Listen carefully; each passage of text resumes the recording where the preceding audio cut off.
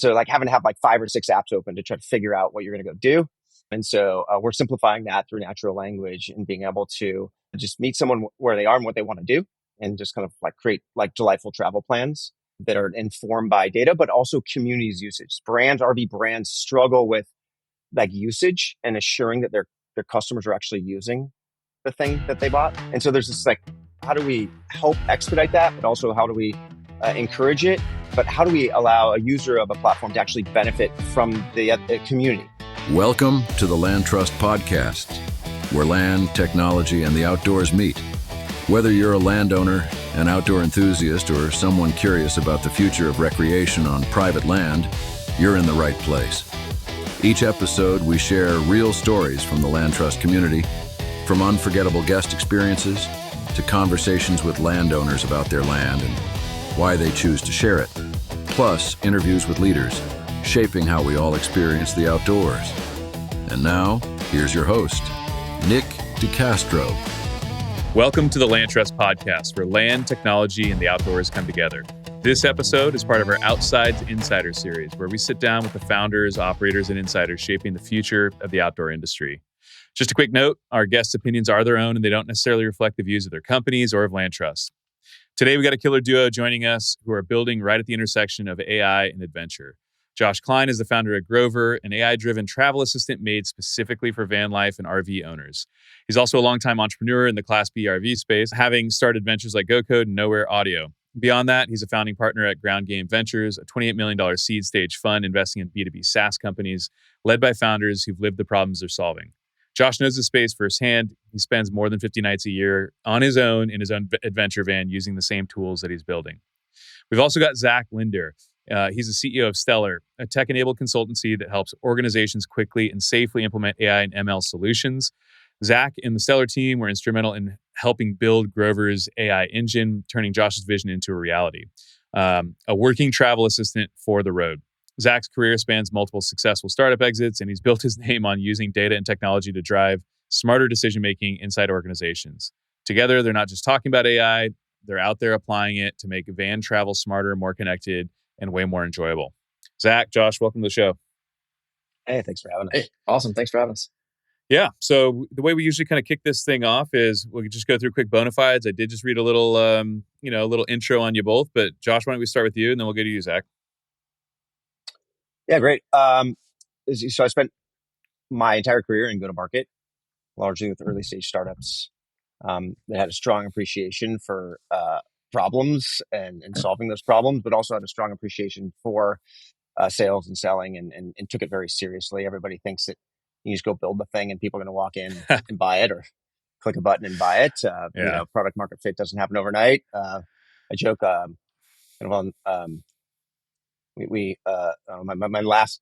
my last exit, when we were 40 million in ARR, we had 300 sales reps just everywhere. Right. Yeah.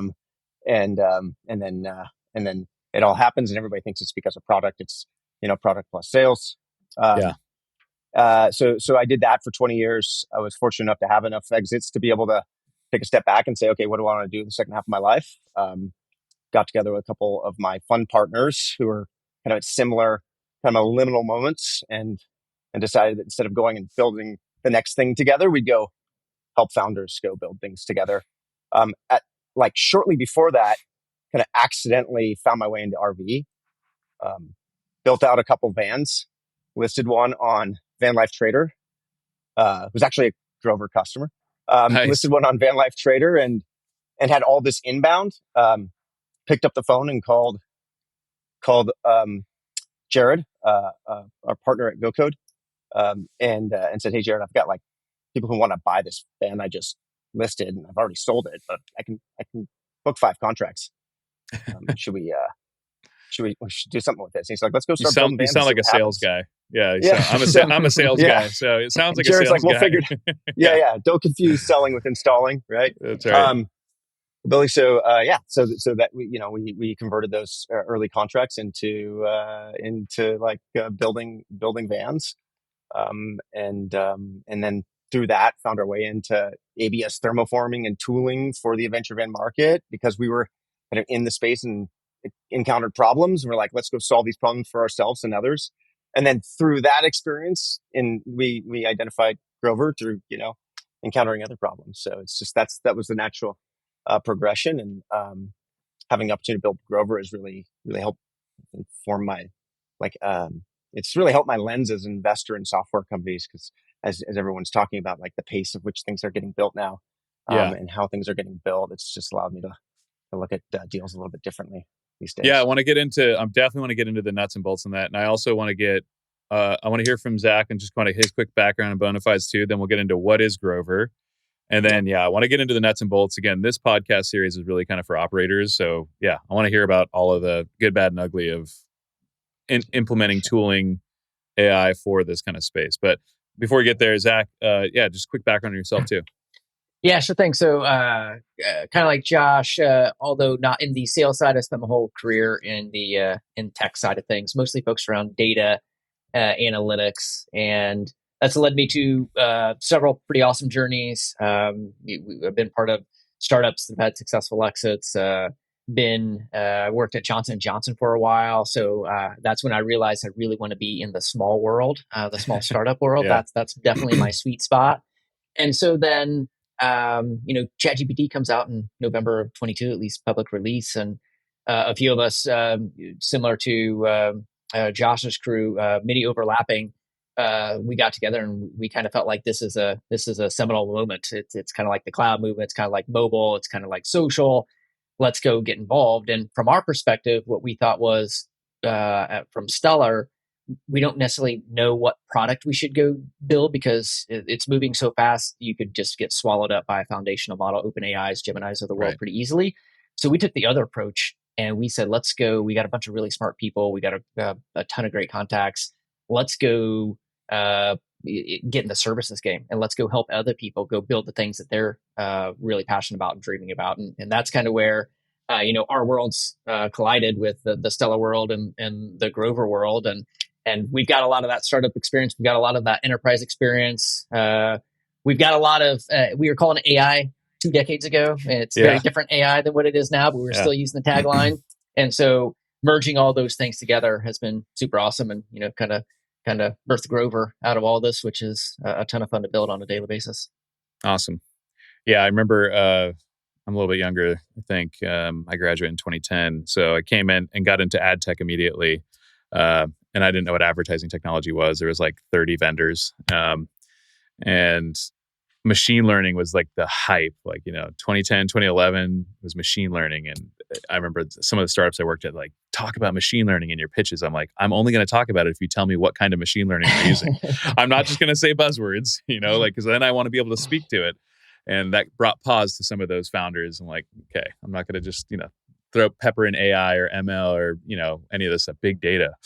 So, I definitely think I was skeptical when ChatGPT came out. And frankly, up until the beginning of this year, I was like, this is a freaking toy. Like, this is to help, lazy marketers write BS or whatever. And I was very, very skeptical. And then, I don't know, I went down the rabbit hole. I'm like, okay, it's good enough now to where this is a huge game changer. And so I was maybe a little bit of a laggard there.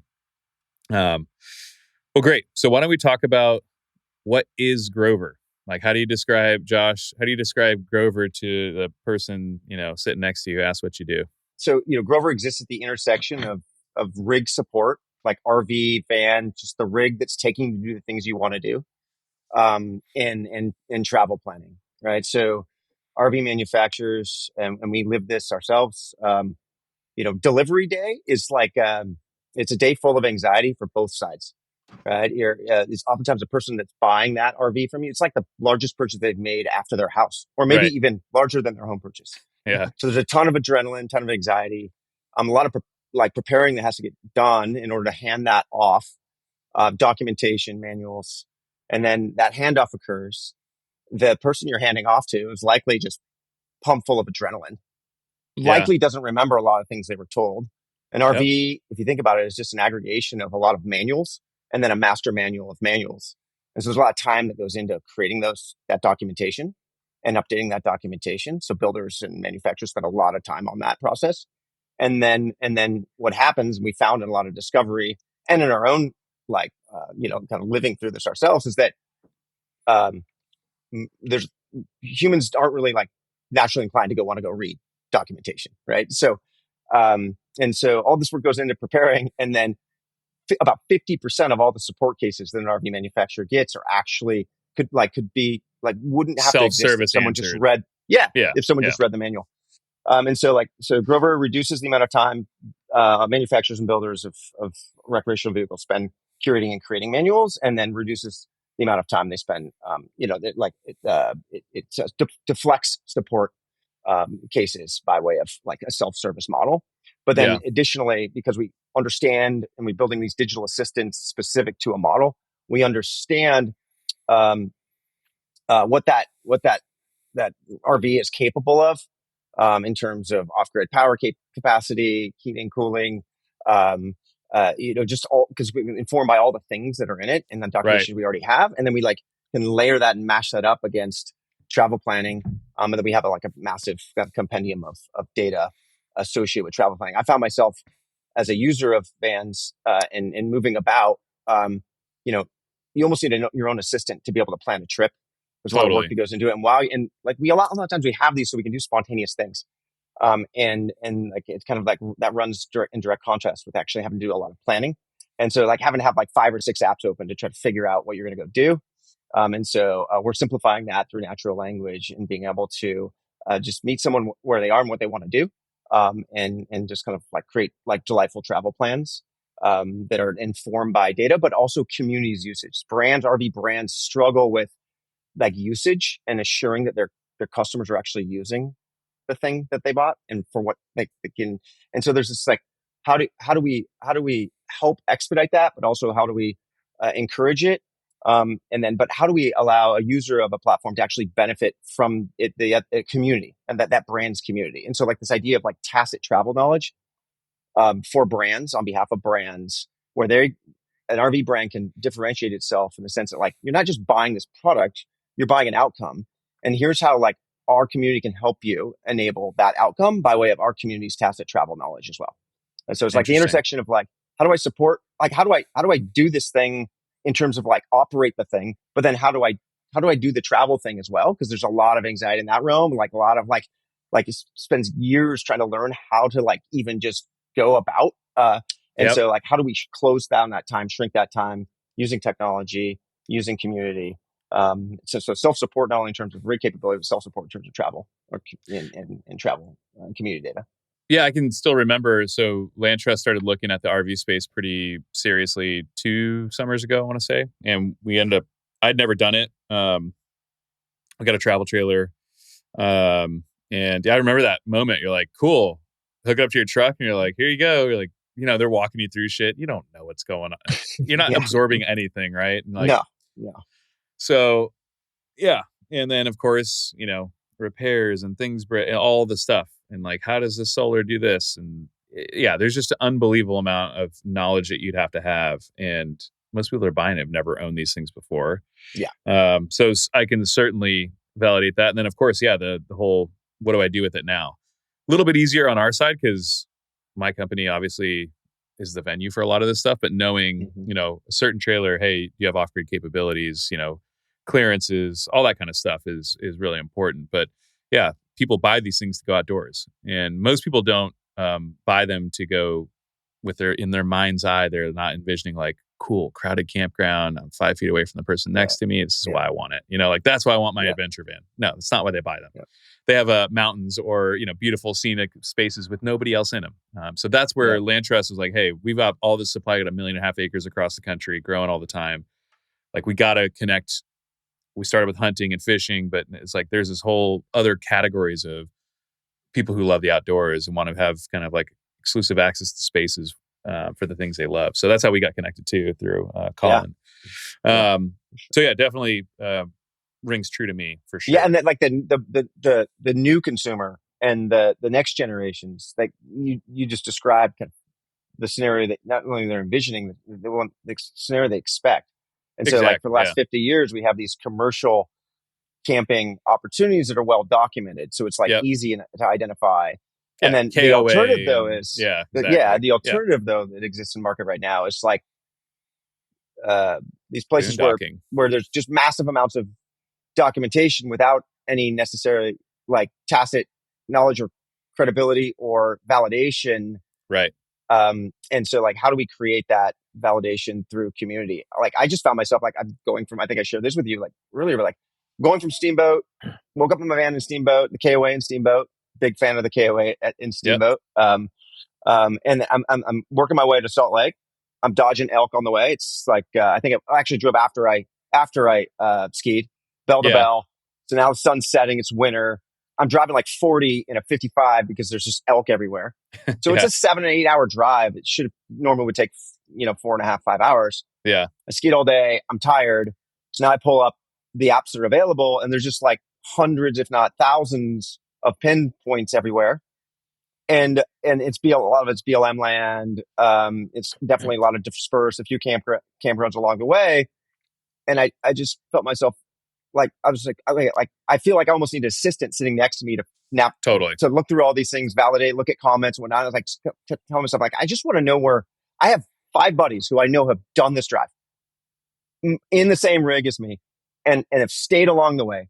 And it's like, at that point, it's 1:00 Eastern time and I can't text them. I was like, I just want to know where they've stayed. Right. I want to know where my community is, like validation's community. When you pull into a place that someone that has stayed, is just a different feeling. It's the feeling we want when we buy the thing. Right. Actually, we collab with you over the weekend.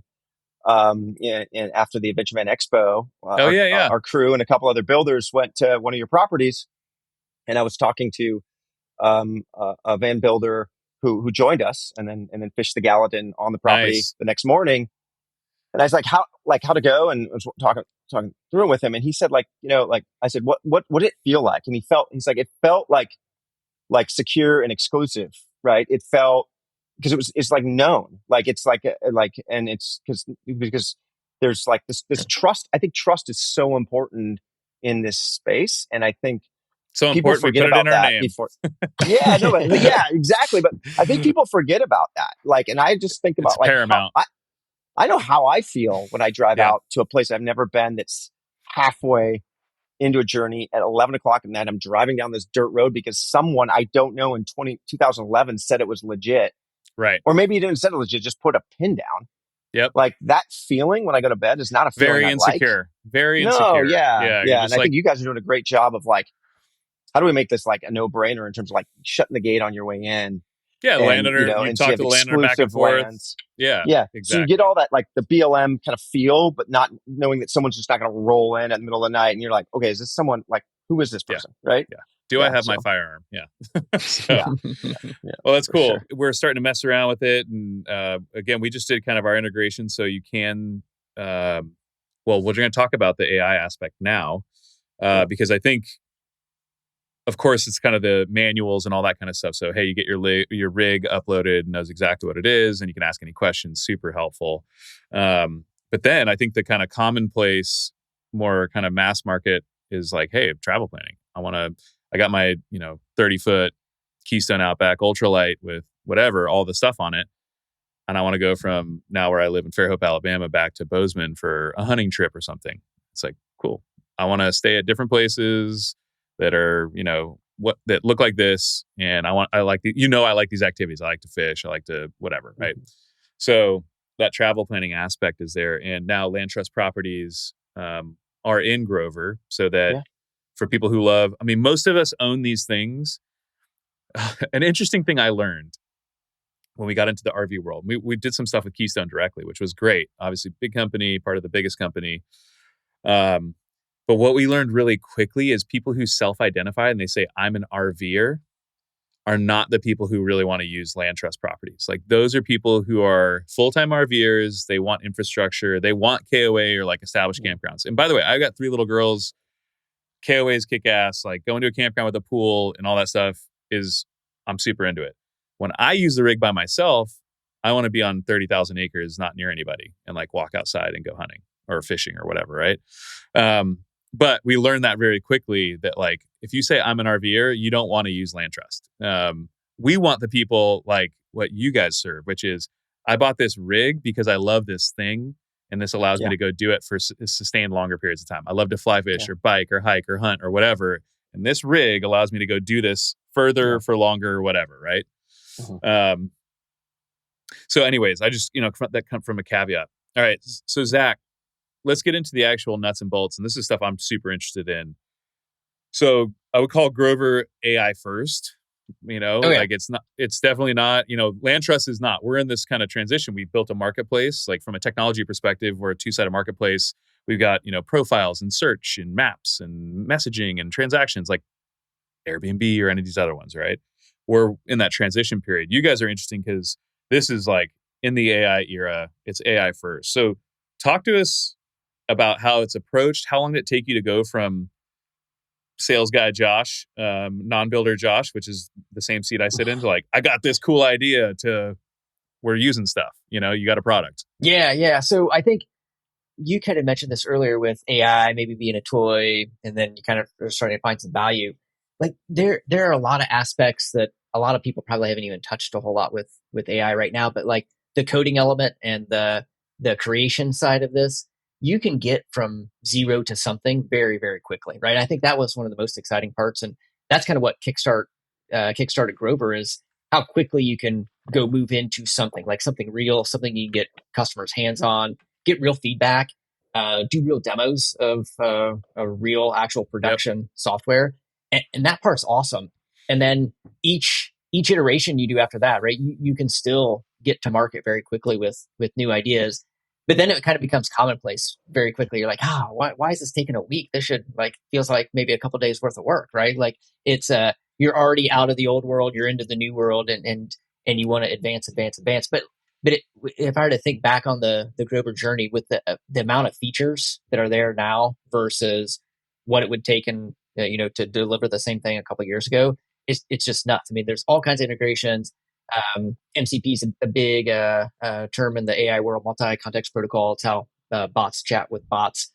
We've got 7 or 8 of those going. We've got there's pin creation and storing. There's as Josh mentioned, quite detailed travel planning, rig information. So there's a ton We're of calling real to weather services, air quality Yeah. services. Yeah. It's all yeah, just kind of absolutely. And like each time you add some more data in, as Josh was mentioning, like you've got your tacit knowledge about your rig, and then you've got your environment knowledge about the places to stay. We've got like LandTrust integrations, and then you've got your friend knowledge. You can't necessarily text somebody at 1 a.m. if you're on the other side of the country, but once all that starts to get stored together, you've got all this web of information that's now accessible to you anytime you want, any way you want. And every time you're interacting with it, you're building more and more knowledge for the future travelers and your friends, and it really becomes a pretty sticky solution. From idea to you're messing around with some product. What do you think? Like, how much time? I know these dates. I want to let's see if Zach Yeah. Yeah, the Yeah. sales. I remember the day my site went live, and I could use October 2nd, 2019. I'm almost at 6 years because I'm sitting here waiting. I'm like, give me the freaking product. But yeah, I think Josh, we had in a few weeks the notion of storing some travel planning, or not travel planning, sorry, storing some rig information like manuals and guides and things like that, to being able to display it as a widget on a website. I mean, that's a few weeks worth of work, probably. Yeah, like first lines of code were January 13th, and first contract was actually end of January because we actually had something to show to win a this contract. January. So beginning of this year. And then 20 contracts with builders at present, which is a nice, I think, pretty nice pace. So it's like, but if you think about it, I heard one of our portfolio founders said, AI is wonderful in the sense you can go build things very quickly, but it's also, you can also build the wrong thing very quickly. Super. So if we rewind, we started discovery in August, and we did 100 discovery calls, and we recorded all those discovery calls to leverage AI to take bias out of the calls. Like what are the transcripts telling us is the most important thing to build? Super interesting.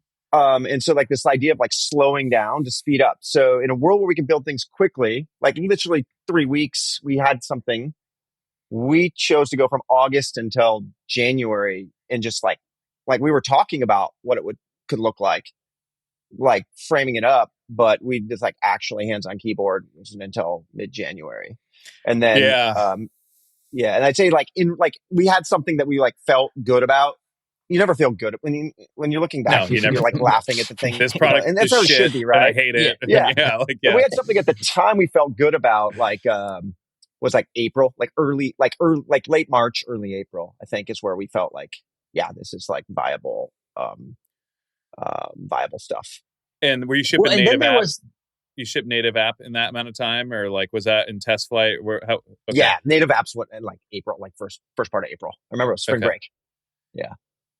well, Josh, you're talking about features like the development ramp up was awesome, but then there was just a few weeks ago, a customer had a reporting need, and we were able to literally turn that out in a couple of days. Right, a whole analytics capability, complete with AI insights, and For all of our customers. Yeah. yeah, Like, and so unheard of. Yeah, when you're unheard on of. the path to that, like when you're thinking about it this way, and when you kind of have it set up with AI first and kind of structurally all that in mind, like when you know what you need to do, and we had a really good spec of what needed to be built, like you can go build that stuff super fast. Are you Yeah, guys that using reporting- agents to build too? Yeah, I mean, all the guys at Stellar are addicted to AI coding tools, right? It's just the new way of doing it.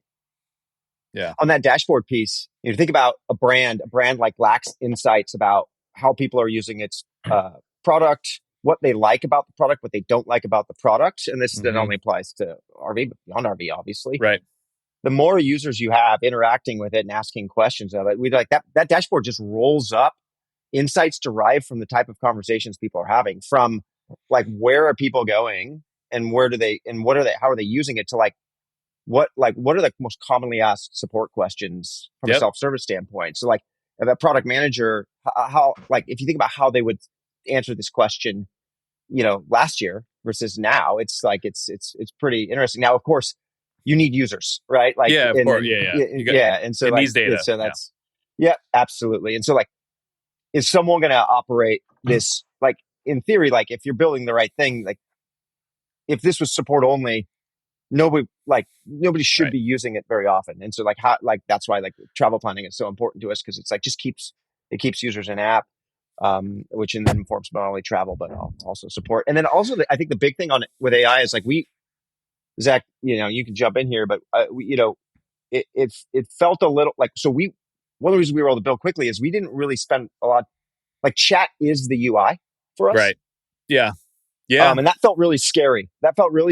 Because that is like, there hadn't been a lot of evidence that was like yet a thing. And we knew that was the way it was going, but we knew we could build very quickly, iterate quickly, exist in multiple mediums. If chat was front and center, and then that opened up a whole, like, I think, caused us to have to think a lot about human psychology and how people want to, candidly, like, how do we make people more creative prompters? Yeah, right? for sure. How do we actually, for sure. How do you actually like encourage curiosity and, because like in UI, you can kind of inspire it visually. Like, how do you do it? How do you do it through natural language? I've been talking with my product lead. And he's been doing marketplaces and stuff for years. And we're starting to talk about that UI UX thing, which is the hardest thing over the past, 20 years of the internet, is getting people to slow down and read something. Like, hey, you just like came inbound to customer service asking us, how do you search for something? And the search bar is freaking dead center in front of your eyeballs. Like, read, just stop for 1 second and read. And now it's being totally inverted to where like everyone is reading everything. If you use chat, it's only reading basically. I mean, yeah, they'll have some cards and stuff mixed in, but it's an unbelievable paradigm shift to where like, UI designing, UI UX designing was all like super design centric. And how do you get people to look here and do this and understand this visually, to where like, no, we're just going to read everything. And we're going to like type responses. I'm going to read I'm going to read like paragraphs of text and I'm going to type a response. It's freaking crazy. If you'd have told us this like 4 years ago that, actually users are going to just start reading everything. Like, no, they're not, Yeah, but I think there is but we cannot, there also is like a just in time UI capability now. Totally. Emerging. So like Zach, I don't even share like kind of like for the Shopify stuff that we're working on right Yeah, now, like what's possible there, and You start using these what we're doing with that. cards and, like chat's doing it too with exactly. e-com. Like, okay, cool. Here's a little bit of a visual or whatever. Yeah. Yeah, I think the pendulum has swung all the way back to all chat. In fact, like in here near future release of Grover, we're even going to have fewer buttons. There are a couple of buttons on the bottom nav now, and we're migrating away from that, just trying to drive even more to the chat experience, which is awesome because it really allows you to do whatever you want. But it's also like really hard to control because you can do whatever you want. And so how do you still Yes. get great experiences while being able to Which open is the that door prompting. Yeah. Exactly. And that's where, Josh was mentioning the Shopify connection that we're working on, and they pass cards back through. So they pass UI elements that you can Yep. now direct in the chat. And that's where I really think it's going. Like the UI will still be there. It will probably most likely come in the form of the chat stream, of course, but there could still be some visual components, some action elements, checkboxes or approves or action Or a map, oriented items. right? Or, You oh gotta yeah, have, well, gotta have Grover a does map. that We have a today. map. Yeah, Yeah. Yeah. Yeah. yeah. That's Yeah. all. In fact, like I am not a van over. I live vicariously through Josh's van, but the even the pinning functionality in Grover, like I'm pinning all my locations because I love it. It's fun. It's sticky, right? And then Yeah. just the It's way a it dopamine zooms hit in and too. Like zooms it out. like It zooms is. out. Yeah. It's awesome, Yeah. and I love seeing that. And so like that's the excitement that you can get. And then especially when it's connected to the other systems, like when you see that map come in, that's a familiar aspect that you use Yep. in your everyday life, right? And if you are asking about where's my part that I need for my van, and you get a Shopify interface that's a store branded site, like that's a familiar thing. And to have this be as the center hub of with many spokes, there's a lot of comfort to that and trust that the users get. Well, I think that's the challenge for us builders is giving the perfect amount of information in the most familiar medium at the perfect time, right? So like, yeah, I could read about how to get from here to there, or I could look at a map. And like the map is just the best. That's the best UI for that thing, right? So having a map for what you guys do, for what we do, that's chat is not going to replace that. But it's like, hey, you don't need to see the map at all times. Like, let's surface that map and the certain waypoints or properties when necessary, rather Yeah. than overload you with it. Tell me what you want, and we're gonna just like where I want to see it go for us. It's a slightly different business model, but in the same world is like today, over the past, whatever, 5-6 years of building the business, it's a standard kind of marketplace. You go and do a search, right? Search for mule deer hunting or whatever, right? And you get a map on the one, if you're on desktop, you get a map on one side and you get listings, basically on the other, and you scroll through. And our average like click rate or, was 21 listings down. So people like to just scroll through and go to the next page and go to the next page and go to the next page to see what you got, right? It's kind of like window shopping. But where chat's going to get us to is, hey, I want to go find a place where me and a couple of my buddies, I live in Alabama, you guys live in Indiana. We want to find a place where we can hunt deer this year with rifles. That Equal driving distance for us all. Yeah, and that we can you got a van, I got a self-supported camping rig. Where can we go? And it's just like, oh, you should go to Tennessee. Here's the property. It's got places for it. Tennessee's got easily available over-the-counter tags for rifle season. It's a long rifle season. You guys have great opportunity. Like, book this. Yeah. That today, like we're close too. So we've been tooling over the past, 2.5, 3 months. Our CTO has been like really kind of laying the foundation. And we've been operationalizing our data set so that we can now, we're almost there. Again, we're not AI first. We are starting to get to our point. So that's where I want to get to. Like, first thing we're going to roll out is chat with the listing. So, with LandTrust, think about VRBO or Airbnb. Hey, you got hosts and guests, lots of questions. Man, you could really fatigue some hosts with the same freaking question every single time, right? So we know all of it. We see all the questions. We have all the data. So now VRBO has actually rolled it out recently. When I did my trip a couple weeks ago down to Destin, it was nice to kind of see it and use it. It's like, AI-driven chat with a listing. Hey, what questions do you have? Before you contact a host, guarantee you we probably know the answer to this thing. And it was going through all the data. It was going through all the reviews and say, hey, look, you asked about kids, and this is the general question, the summary of answering your question. And by the way, here's a review that directly talks about that thing. It's like, oh, cool. I don't need to ask that question. I'm ready to book. So taking that time from normally right now, it's like, hey, send a landowner a question. Our landowners are farmers and ranchers. 2 days later, they get back with an answer, and it might spur another question. And take that sales cycle down from that to, I feel totally confident just send you a booking request for $3,500, right? Mhm. So Yeah, I think it takes yeah, that window shopping that you're talking about and turns it into buying, but it's like that's right. engaged buying because Yes, you confident read buying. all kind.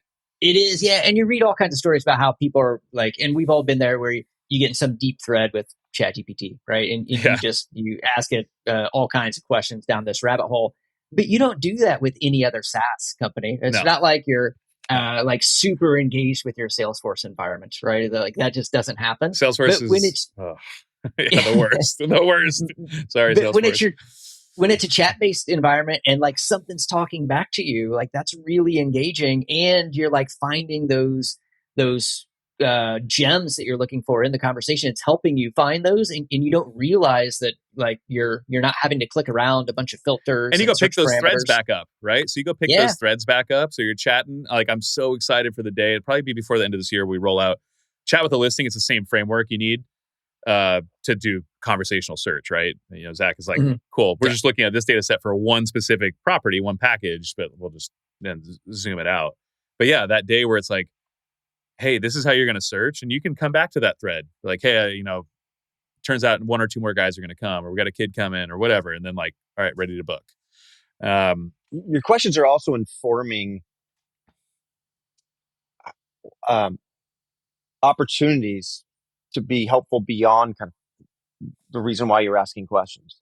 Yeah, And so that's what gets me excited is that like intent signals or preference yeah, signals or all that stuff, right? and Yeah, yeah, if we think about like we have to win the opportunity yeah, to be able to sell further things potentially yeah, through helpfulness. So if you have established credibility through the services that that people are coming to you for, yeah, then when someone and you help someone find an awesome place or plan an awesome 5-day ski and hunt trip that yeah, involves LandTrust and Icon Resort parking lots and maybe a KOA campground and another yeah, dispersed place. I don't think it's weird to say, and someone saying, hey, this is my first winter trip ever, right? I don't think it's awkward to be able to say, like, if the ad then says, cool, this is your first trip ever. Would you like our thoughts on like your winter essentials yeah. for for a family trip, Here's right? some gear. Or Yeah, yeah, yeah, right. totally. And then that, that's becoming easier to layer in now too, Trips in lead to real time. gear, and gear leads Yeah. to trips. It's just Yeah. like And we talked to a lot of RV manufacturers about like the revenue capture opportunity after the sale. yeah, And they lose a lot of sleep on this. I've heard this from, Class B product bosses for major manufacturers. I just talked to a customer who bought a $250,000 van and they've since spent in 8 months $100,000 after the fact on holy crap. upgrades inside and outside that van. And we personally see it because when you first buy it, you're like super gripped and you're like, oh my gosh, I just spent a lot of money. Was this the right decision? And then you encounter those joy moments and Yeah, like the ideally whole whoever reason you helped you bought it. help. Yeah. Yeah. And then you're like, okay, this is a total no brainer. Like, how can I spend Now more I need to money on mod this? this Like, thing. Yeah. Now I yeah, need to like, do or this and yeah, that. Yeah. what trip could I do next? And the Yeah. brand's not getting any revenue capture for Involved that. in that Like at all. this Yeah. one I talked to, that 100,000 of that 100,000, 80 of the only 20 of the subsequent 100,000 were spent with the OEM. Yeah. original manufacturer. And then Yeah. that doesn't even include like all the services spent on, the LandTrust booking or the Yeah. KOA or the Yeah. campground booking. I think there's a really interesting opportunity. And I heard Toby from KOA, CEO KOA talk about this, like the whole ecosystem, like the service providers, the manufacturers, we all kind of have to share in this responsibility of like customer joy. And like, how do we find ways to collaborate better through like insight data to like assure that we're like enabling that? And I think there's a lot of opportunity for like us all kind of sharing in the winnings by doing that. So Yeah. I that's what mean, gets me really excited. for That's sure. how we found each other, like thinking through that, right? Yeah, exactly. And I think as long as we're all tooled the right way and we're tooled to be able to talk to each other and work with each other, I think it's going to enable a really fast ecosystem development there. Because at the end of the day, it's funny, with this Outsides Insider series, like I said, I talked to a lot of guys like you who are either founders or operators in what we call rec tech, right? Like outdoor recreation technology predominantly. And the common thread with rec tech is effective use of your time outside.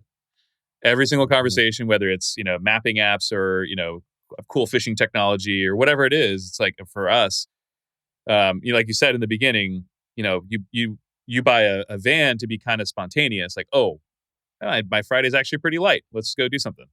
And then, but to really do that and have fun, you have to plan. Traditionally, you'd be like, well, shit, where am I going? And, all that stuff, right? So now you're coming in saying, cool, pop open the app. Here's what I want to do. You already know everything about my van and my preferences. I like to fish. I like whatever. And I can go from idea to execution like that, ideally. Of course, products are always evolving, and I'm sure yours isn't where you want it to be fully yet. Mine definitely isn't 6 years in. But that's the whole promise, right? Is we get very precious little time outdoors, and I want to use it effectively. And that's what we're all striving to do, is efficient, effective use of our time outside. Yeah. Yeah. And we're not, none of us are the efficient travelers we think we are as well. No. And so there's like a lot of like this need to be audible ready. And so even if you did enjoy the planning process and you spent a lot of time at the kitchen table or on the couch figuring it out, the best Things laid happen. plans. Yeah. And then you're like, okay, Totally. I'm actually 5 hours from where I thought I was going to be when I planned this 3 weeks ago. Like, now what do I do? Right. Yep. And then that's audible. a cause for a lot of time wasted, but also anxiety as well in that process. So that's a prompt for you. The audible. The prompt there's a prompt for you guys. The audible. Hey, there's an audible, man. Like, something happened. Cool. Tell me about it. Yeah. Like when we were, before we rolled Grover out, we had it in a little dev environment. It was on test flight, and I was actually driving down to your neck of the woods. I was going from a VC event in Nashville down to Seaside. Yeah. And there's not a ton of dispersed on that route, right? There's not a lot of kind of like BLM land until you start to hit Alabama. That was in northern Alabama, and I got out of that event a little later than I thought, and so I said, look, I literally told it where I wanted to be the next morning, and I said, I only want to drive 3 hours tomorrow morning. Like, can you find something that's 3 hours from my destination? Yeah. And I prefer to stay in a harvest host that allows late arrivals, same day bookings, and is pet friendly. Nice. And it just, the Siluria, you've been in Siluria, Alabama, the Siluria brewery, right there. Like it pops up. And that was like my joy moment. That's I was magic. Like, that's the magic. amount of filtering I would have had to do. Yeah. Right. You would have had to pull over. And just calculation. You'd have had to stop. Yeah. You'd have to stop driving, pull over, open 3 different apps, like all the bullshit that we've all done. If anyone who's been on the road is like, and that's magic, right? And the best products feel like magic to use. And I still, our team, again, I'm 6 years in, our product isn't magic to use yet. People love the service, the what of what we do, because it's unique and no one's doing it the way we're doing it. So like connecting people of the outdoors with landowners, like that is super strong, high retention, high average order value. People come back and use us and love us. But our product itself does not feel like magic yet. And we're getting there. And I think what you just described is a magic moment. We're like, that's exactly what I wanted. And it happened like that. And AI is what really enabled that, right? Yep. And then when we talk to our teams around the road, like we have field sales guys out on the road, and I'm like living vicariously with them. I'm just sitting here with the boot on my foot, not participating in our expo season. Yeah. And, I'm talking to them like, well, what's your plan tonight? Like, what are you? I was like, I don't know. I'm just going to figure it out on Grover. Right. So that's it. Those sort of, there's sort of, So it's like just taking the friction out of, how do we take the friction out of this? I think there's, and speaking of the generation, like Zach and I joke about like I just said a boomer thing, right? Or something like this idea of like thinking about how my kids are going to travel, right? Yeah. And thinking about what their tolerance for friction is going to be with respect to the outdoors. Yeah. Like very low. Yeah. That's the most exciting thing is, I think we're in the early stage of the rec tech space, generally speaking. And the real clamoring for this is going to be very soon. Because right now we still got a lot of people who, I mean, I'm 30, I'll be 38 soon. So even me, I didn't grow up with the internet in my house. Like I had a cell phone at 17 and it was a brick, right? It was not internet enabled. So, our tolerances are different. But this upcoming generation is like, why am I searching for shit? What am I doing? I'm not going on Google to like look at websites to find, like, no, I just want to chat with something and you tell me what to do. Right. So I think we're at this like sea change moment for that kind of user experience expectation. Zach, what kind of team do you think is needed to kind of deliver this type of product today? Not 2 years ago, but like now. Like technology team, like what do you think is necessary? Bare minimum, because again, startups, one thing we don't have is money or time. So like, what do you think is really necessary? You don't need a lot, right? You definitely don't need a team.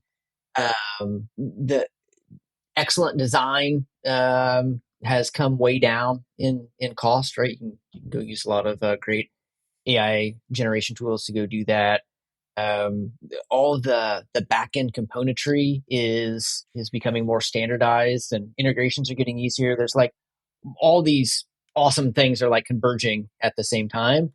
So who are the people? The people? So I like to get specific.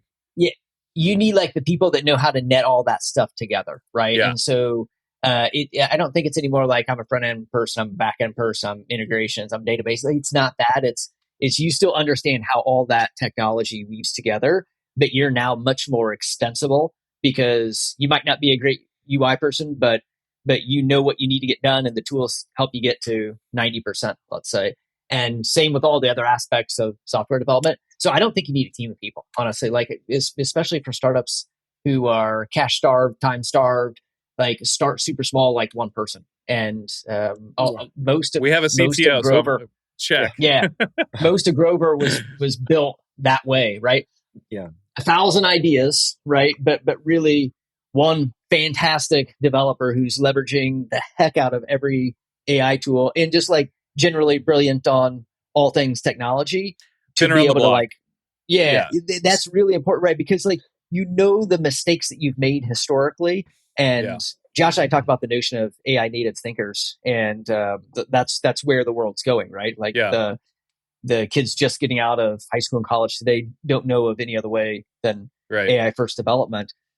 But that skips a lot of the steps, and you're gonna find the pain. But when are you gonna find the pain, and how long is it gonna take to fix that pain, right? Because some of this is a bit black box, and so you got to know how to unblack box it as much as possible, so you still have control. Even though the chat interface gives you a world of opportunity, you need to have pretty defined controls in there. So a good example of this is Anthropic had an outage today, and some of the assistants on Grover use Anthropic, and so you need to have backup logic in place to either flip to a different LLM or route it differher because you can't go down, you can't be reliant on those. And so same kind of thing like you would do with any other application, but now you're working with other layers of abstraction, basically. Yeah.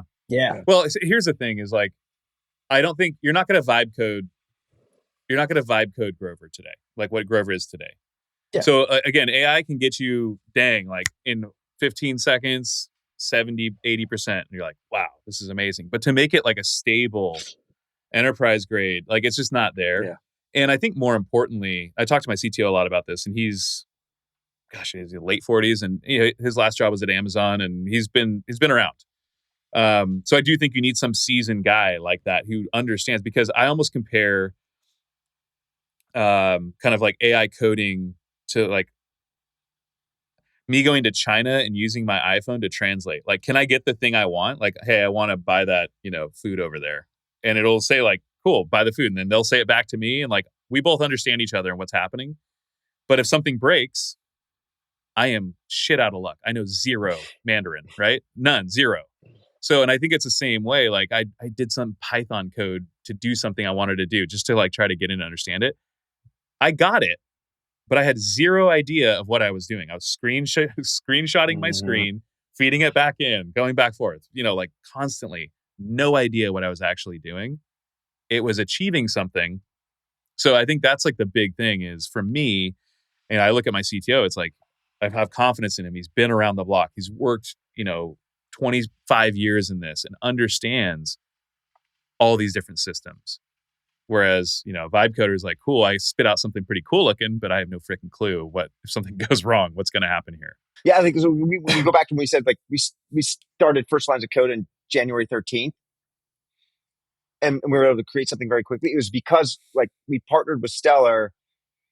Stellar had been thinking about and building and iterating on, right, RAG infrastructure, and like thinking about tool calling, thinking about MCP, and like actually doing this,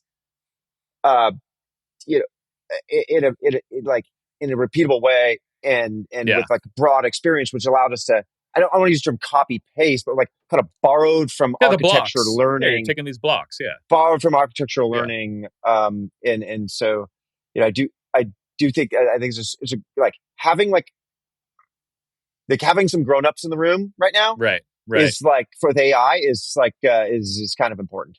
So, and I think there's you can see how much thought has gone into architecture when you ask people just to kind of show you their product, show you what's behind the scenes. Right. And I'm starting to do that more and more. Like on deal flow, I'm just like, hey, it used to be I'd spend, like, it's all about, like, so much is about the founder and the team. That's like, that's what we're investing in, right? Well, in the beginning, founder's understanding of a space and a problem. It's like all that matters, Yeah. right? And I found myself now, like, kind of saving time in that intro to meeting. It's like, hey, can we just take a look at what you built, and like let's just like kind of look under the covers. It's this like, the time it takes to build things is going to zero, but the time it takes to build responsible things, I think, is not going to zero, right? No, and it's not just the front end application, the consumer side of the application, right? We spend a lot of time with Josh and Grover on what are the back end things that you can do to further extend and scale and understand the business. That's largely AI, what I'm talking about. The front end stuff is like becoming like a lot easier, right? Yeah. You can go on Lovable and create something cool looking in 25 minutes. It's not a big deal. Yeah. When Josh and I were just talking a couple hours ago about how do we have another assistant that's checking something else in the background, right? So we're starting to think about, like, how do we have other processes, managers manage certain things, right? Like, because once you understand the problem, you can kind of box it in, and then if it's boxed in, you've got a variety of ways to go solve for it. But if you can go throw some agent or similar-ish technology to kind of go watch something or do something, execute it on a certain pattern, like, that's probably a way better way to do it. That gives you way more scale. It probably gets you back to customers faster. It gets you better info and data, and that's the way you go build a super successful business right now. Yeah, it's being thoughtful on the foundation laying, and that's what we've been working on it for the past couple months. And even something from my design, like full design system, so that you can have agents go be like, hey, this is what this component, like, build this thing. It has to be able to go and like bring these things out, and because they suck at visual design. They don't do that well. So you have to have your entire tediously done. Like, I feel bad for my product guy because he hates doing it, but we're doing it with the promise of, like, hey, now we're going to increase throughput on actual shipping of product development, features to customers, because we can have agents go and start to build this stuff on our behalf, to our spec, to what we would actually like show to customers. That's super interesting. I would say, Zach, what would your advice be to builders if they're thinking like, hey, obviously use AI when it makes sense. Don't just say AI to say AI. That's stupid. But like, right now they're going to go start something. They've got an idea. I don't know. What's the advice to that founder, maybe who's not a non-technical founder? So I think you can definitely go get to an MVP, right? I mean, you can definitely go use those tools. Now, is that what's going to get you to a pretty consistent user experience? Probably not, right? There's probably a lot of fluff or missing, or stuff that's just not there that needs to be there structurally. But you can go get a really long way. You can go prove out market validation. You can get real users on the tools. You just need to be prepared for what's going to happen, right? There's going to be a bug that you have no idea. Like, I have no idea what this thing is, even what's wrong. What's happening? How do I go fix it? Yeah. And so like you just have to be prepared for like potentially negative customer experiences that you might not know how to go solve for pretty quickly. But if you want to go prove that there's a market, get some interest, get real users, get real data, have real discussions about the thing that you're trying to go do, you can absolutely go do that. Yeah, Josh. you can build a thing that would get someone to tell you that they would give you money for that thing. Yeah. And that for someone thinking about starting something is pretty Right. powerful when they're Right. going and looking for if they're needing sources of Yeah. funding, for instance. Yeah, I always tell prospective founders like I don't do surveys. They're meaningless. Don't talk to people and get their opinions. That's meaningless. Get someone to give you some money. Yeah. Even if it's like $10, vote with your dollars. Like that's the Yeah. you separate the wheat from the chaff. Josh, as an Customers investor, are the best source of funding. Totally. As an investor, I saw this funny meme the other day. You know, like the classic like "I'm the captain now" meme with the from that one movie, Captain Phillips or whatever, where the pirates come on. He's like, "I'm the captain now." Yeah. It's like 2 hours of vibe coding later. Come like, "I'm the technical co-founder now." So like, when you're looking at seed stage companies, are you investing in people like me 6 years ago, non-technical founder? Now I can vibe code some stuff up. Would you invest in that, or are you waiting? Are you still saying like, "Hey, bro, you need a technical co-founder or a partner"? A partner that you're like, "Hey, cool, we got guys like Zach who we know can build this stuff." Like how are you looking at that? Yeah, I think what you just described there, like this is the ideal scenario. Is you get someone who can build, Yeah, and you got someone who could sell and just wants to be in front of customers. So still, you're looking for that technical co-founder. Loop. Yeah. That's really that's Yeah. Really quite ideal. Yeah. Right. For sure. Yeah. Right. Okay. But I think, for instance, like look at the scenario of Grover. Grover was we have a founding employee that's working in Will that's working with the Stellar team and is spending a lot of time on messaging, customer success, and then Stellar is essentially Will's technical co-founder. Right. Like, right. And so you can have like, you can go find a technical co-founder in Stellar for that first phase, or in, an outfit that has competencies like Stellar. So interesting. The money we spent to get to first dollars in Grover is like pretty remarkable when contrasted with a year ago or 2 years ago. And so then, like, as an investor, kind of my tolerance as I think about these things is like, totally, you take someone who understands a customer and it's like felt the pain of the problem, is like infatuated by it, married with like a Stellar, it's like what you need to raise is different now than it was. I think back. prior. Yeah. I mean, look, in 2019, I took a marketplace as a service software off the shelf. So we worked with ShareTribe. I'm like, look, my hypothesis is not, can I build technically a marketplace? My hypothesis is, can I get hosts and guests together and transacting and liking it? And so it was like, hey, and there were other people who tried to work on this business before, and they built like homegrown marketplace platforms. I'm like, why are you doing this? Build mapping and shit. I'm like, can you just get a landowner to say, yes, I'm willing to host somebody, and a guest to say, like, I'll pay you for that, right? Like, that's what we're testing. So yeah, I think, if I were to do it again today, starting fresh, I think you get so far down the road so fast with so little money, comparatively speaking. Yeah, and the type of funders you're talking to might be different as well. Like, yeah, I think there's a really interesting opportunity to go build some really cool, viable businesses that aren't necessarily venture scale, totally. Right? Yep. That could just be really awesome small businesses that are influencing really awesome outcomes, which is the funnest part of business, but it also are generating cash, and then just see what happens, right? Yeah. I read something about it recently where it's like the seed strapping, right? So they're like raising a seed, then getting to like cash flow positive, and then just kind of going from there, We're doing this where we're taking like founders who have this really, really different, like unique and unfair appreciation for a customer or a problem, and then pairing them up with Stellar Yeah. So full disclosure, like Stellar is like, we help incubate Stellar. Yeah. And then, and we're like all these wonderful, people that we had built things with in the past and partnered with in the past. Yeah. We're like, there's small point of time available to go say, hey, like, let's go create an AI services company in the Midwest with the understanding that, there was going to be a need to go get AI wins, and like, where's that talent going to come from to be able to help do that? And so we thought there was a really, and Zach had mentioned, this unique moment in time. And so, and then they're actually part of our portfolio now.